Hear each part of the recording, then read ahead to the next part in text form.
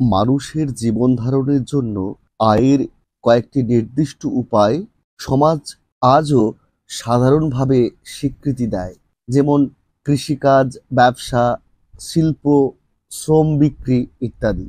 কিন্তু সামাজিক বিবর্তনের একটি পর্যায়ে পৌঁছে নির্দিষ্টভাবে নারী দেহ বিক্রির মাধ্যমে আয়ের একটি ব্যবস্থাও অতীতকাল থেকেই চালু হয়ে গিয়েছিল, যেটার পোশাকি নাম আমরা সবাই জানি, পতিতাবৃত্তি বা বেশ্যাবৃত্তি। এই বৃত্তিটি সাধারণভাবে ঘৃণিত হলেও স্বীকৃত একটি পেশা হিসেবে বর্তমানে বিশ্বব্যাপী প্রচলিত রয়েছে। অন্যদিকে প্রকৃতি মানুষকে যে কয়েকটি সাধারণ প্রবৃত্তি দিয়েছে, যেমন ক্ষুধা, ঘুম, লোভ, দয়া, জৈবিক তাড়না ইত্যাদি, এগুলোর মধ্যে সব থেকে জোরালো প্রবৃত্তি ক্ষুধা ও জৈবিক তাড়না। জৈবিক তাড়নার আবার প্রচণ্ড শক্তি রয়েছে। পরিবেশে রক্ষণফের সেটি বৃদ্ধি বা হ্রাস পায়। স্বাভাবিকভাবে সমাজ স্বীকৃত পথে কোনো মানুষ যখন নিজের যৌন ক্ষুধা নিবারণ করতে পারে না, তখনই সে অবৈধ পথে সেটাকে মেটাবার চেষ্টা করে।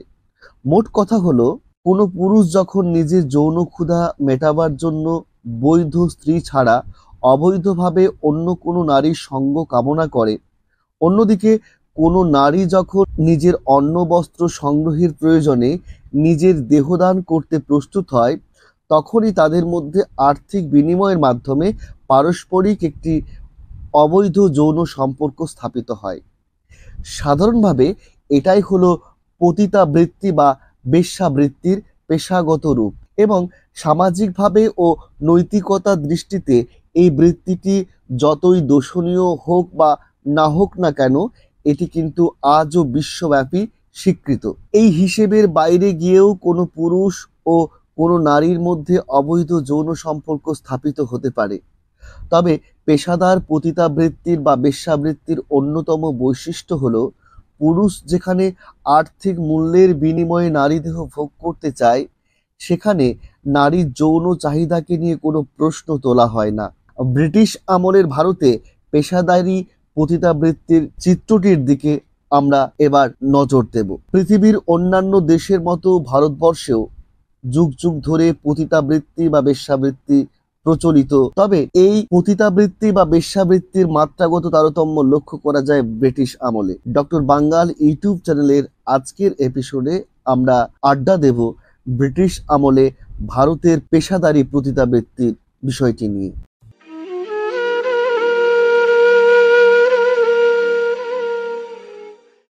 সাম্প্রতিক অতীতে দেবাশিস বসু তাঁর কলকাতার যৌনপল্লী নামের গ্রন্থের একটি প্রবন্ধে জানিয়েছেন, 1853 সালের কলকাতা শহরে 4049টি পতিতাগৃহ ছিল, যেখানে 12,419 জন যৌনকর্মী বাস করতেন। এরপর মাত্র 13 বছরের ব্যবধানে 1867 সালের কলকাতা শহরে যৌনকর্মীদের সংখ্যা এক লাফে বৃদ্ধি পেয়ে প্রায় 30,000 জনে পৌঁছে গিয়েছিল। 1911 সালে সরকারি আদমশুমারি অনুযায়ী সেই সংখ্যা পুনরায় কমে 14,271 জন হয়েছিল, এবং 1921 সালের সরকারি আদমশুমারি অনুযায়ী কলকাতায় বাস করা যৌনকর্মীদের সংখ্যা আরও কমে 10,814 জন হয়েছিল। তবে এই পরিসংখ্যান নিয়ে অতীত ও বর্তমান সময়ের গবেষকদের মনে যথেষ্ট সন্দেহ ছিল, রয়েছে এবং হয়তো ভবিষ্যতেও থাকবে। গবেষক বিনয় ঘোষ তার কলকাতা শহরের ইতিবৃত্ত গ্রন্থে জানিয়েছিলেন যে, ঊনবিংশ-বিংশ শতাব্দীর কলকাতা শহরে পেশাদার পতিতাদের খুবই রমরমা ছিল। তার দেওয়া তথ্য অনুসারে তখনকার কলকাতার সম্পন্ন গৃহস্থের বাড়ির পাশে যেমন পতিতাদের দেখতে পাওয়া যেত, তেমনি পাঠশালা, চিকিৎসালয়, এমনকি মন্দিরের পাশেও বেশ্যাদের সন্ধান পাওয়া যেত।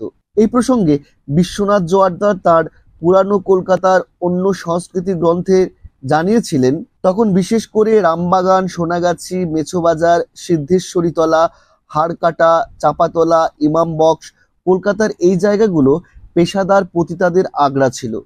এমনকি কিছু পতিতা তো তখনকার কলকাতা শহরের প্রকাশ্য রাজপথে নৃত্য পর্যন্ত করে বেড়াতেন। এ বিষয়ে সে যুগের সাধারণ মানুষ পুলিশ ও প্রশাসনের কাছে অনেক অভিযোগ ও আবেদন করা সত্ত্বেও সেসবের বিরুদ্ধে কোনো পদক্ষেপ নেওয়া হয়নি, কারণ তখনকার কলকাতার ধনীদের তৈরি বেশ্যালয়গুলোতে কোনো ধরনের হস্তক্ষেপ করবার সাহস পুলিশ ও প্রশাসন কারোরই ছিল না। মোটামুটি ভাবে যারা 18 শতক থেকে শুরু করে 20 শতকের প্রথম দিকের কলকাতা তথা বাংলার ইতিহাস সম্পর্কে অবগত রয়েছেন, তারা প্রায় সকলেই জানেন যে ওই সময়কার বাংলার বেশিরভাগ মানুষের মধ্যে নৈতিকতা বলে গুণটি সম্পূর্ণভাবে লোপ পেয়েছিল। এছাড়া তখনকার হিন্দু সমাজে পতিতাদের এই রমরমার পিছনে কিঞ্চিৎ ধর্মীয় কারণ ছিল বলেও মনে করা হয়। সে যুগের অনেক হিন্দুই মনে করতেন পতিতারা সমাজকে নির্মল রাখেন, আর সেই কারণেই দুর্গাপুজোর সময় পতিতাদের গৃহে ধুলো মাটি অপরিহার্য। এই মতটি কিভাবে হিন্দুদের ধর্মেই সংস্কারের মধ্যে প্রবেশ করেছিল সে কথা এখন বলা খুব মুশকিল। তবে প্রবীর কুমার চট্টোপাধ্যায় লিখিত কালিকা পুরাণোক্ত দুর্গাপূজা পদ্ধতি এই গ্রন্থ থেকে জানা যায় যে দুর্গাপুজোর সময়ে 10টি বিশেষ ধরনের মাটির প্রয়োজন হয় এবং সেগুলির মধ্যে পতিতাদের গৃহে ধুলো মাটি অন্যতম।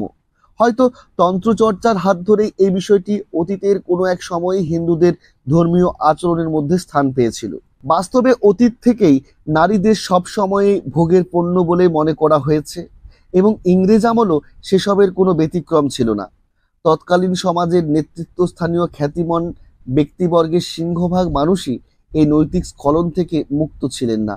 18-19 শতকের কলকাতার বাবু সমাজে বেশ্যাবাজি নিতান্ত সাধারণ ঘটনা বলেই পরিচিত ছিল। শোনা যায় জ্যোতিরিন্দ্রনাথ ঠাকুর নাকি সুকুমারী দত্ত নামের একজন পতিতার প্রেমে মজেছিলেন।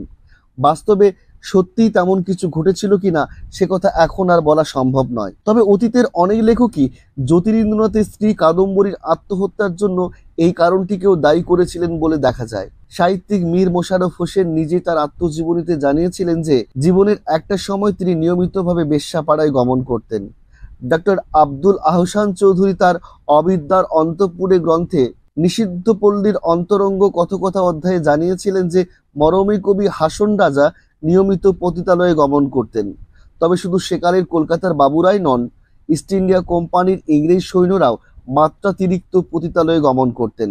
এর ফলে 1860 সালে বাংলায় অবস্থান করা কোম্পানির ইংরেজ সৈন্যদের মধ্যে 60% বেশি সৈন্য বিভিন্ন যৌন রোগে আক্রান্ত হয়ে পড়েছিলেন। এই কারণেই 1864 সালে কোম্পানি সরকার ক্যান্টনমেন্ট অ্যাক্ট নামের একটি আইন পাশ করিয়েছিল।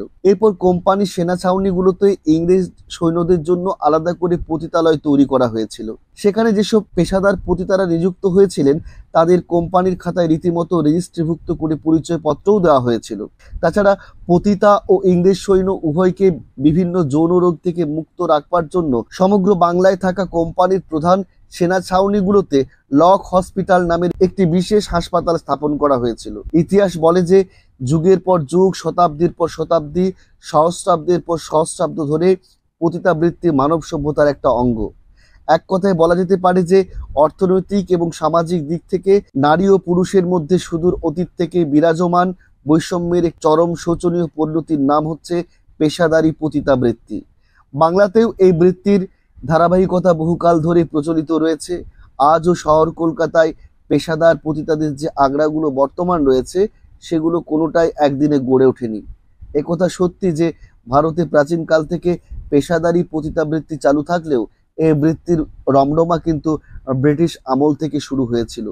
ইতিহাস অন্তত সেই সাক্ষ্যই দেয়। একই সাথে এই বৃত্তিকে নিয়ে যে কথাটি আশঙ্কার সেটা হলো পেশাদার পতিতাদের আগ্রার সংখ্যা কমবার বদলে কিন্তু বেড়েই চলেছে এবং একই সাথে সমাজের সাধারণ মানুষের মধ্যে মিশে থাকা পতিতাদের সংখ্যাও ক্রমবর্ধমান। কিন্তু এর জন্য দায়ী কি বা কারা সে উত্তর ইতিহাস দেয় না।